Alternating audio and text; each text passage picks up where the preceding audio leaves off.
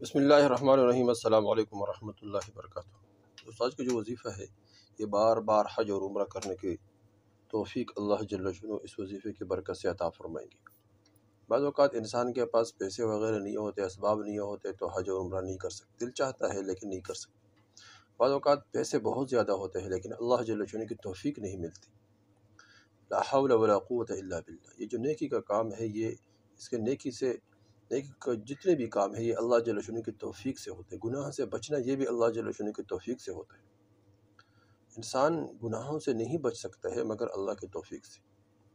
داؤد علیہ السلام نے ایک دفعہ دل میں سوچا کہ اللہ جل شانہ کہ ہم کتنے عبادت کرتے ہیں، یعنی پورے رات میں اللہ جل شانہ کی عبادت کرتا ہوں اور میرے بیٹے بھی اللہ جل شانہ کی عبادت کرتے ہیں، غلام بھی کرتے ہیں۔ رات کو تقسیم کیا تھا تو ایک دفعہ داؤد علیہ السلام کے پاس دو آدمی آئے تھے، فرشتے لیکن آدمی کی شکل میں، دروازے بند تھے، ظاہر ہوئے داؤد علیہ السلام کے پاس رات کے وقت، اور ان دونوں نے کہا کہ ایک نے کہا کہ میرے پاس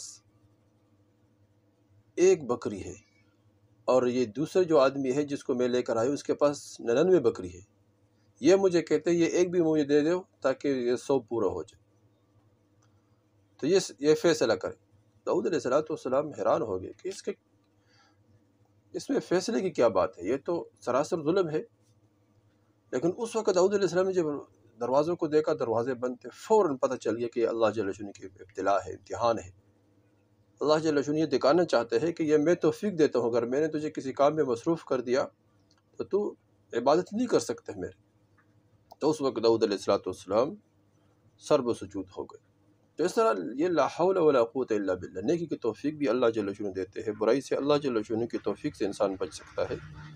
تو دوستو، یہ جو آج کا وظیفہ ہے اس کے برکت سے اللہ جل شانہ بار بار حج اور عمرہ کرنے کی توفیق عطا فرمائیں گے۔ بہت آسان وظیفہ ہے، ہر آدمی کر سکتے ہیں، ہر مسلمان کر سکتا ہے۔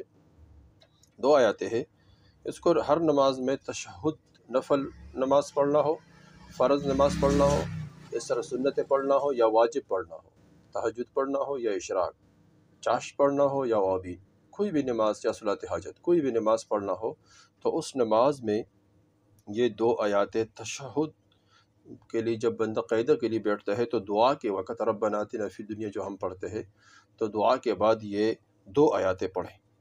انشاءاللہ اس کے برکت سے اللہ جل شانہ بار بار حج اور عمرہ کرنے کی توفیق عطا فرمائیں گے۔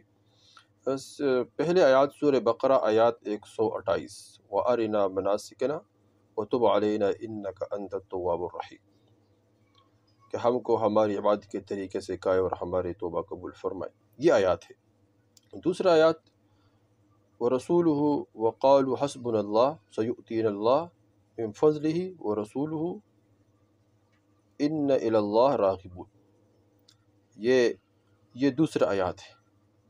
یہ تشہد میں یہ دونوں آیاتیں پڑھنا ہے، یعنی دعا کے بعد یہ آیاتیں پڑھے، انشاءاللہ پابندی کے ساتھ اللہ جل شانہ غیب سے بندوبست فرمائیں گے، دعا بھی کریں اور اللہ جل سے مانگے بھی، روزانہ نفل پڑھے۔